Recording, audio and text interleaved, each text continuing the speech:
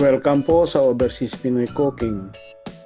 Ang ating food video ngayon ay Pinoy style pan-grilled beef rib-eye steak with boiled sweet potatoes and fried eggplant.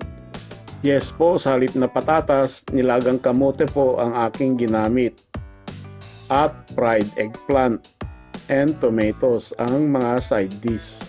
Sa rib-eye steak na ito, Pinoy na Pinoy po. Pinoy na Pinoy po, pati aromatic ingredients. Garlic, shallots, sa halip na sibuyas na napakamahal.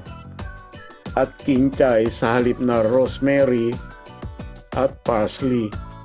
Sa pag-pan-grill sa beef steak ay dapat saglit lang.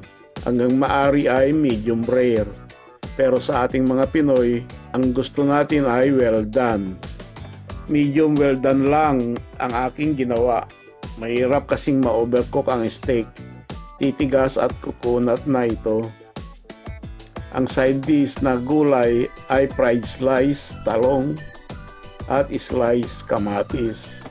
Ang sauce ay cream of mushroom soup mix lang na may all-purpose cream at slice button mushrooms.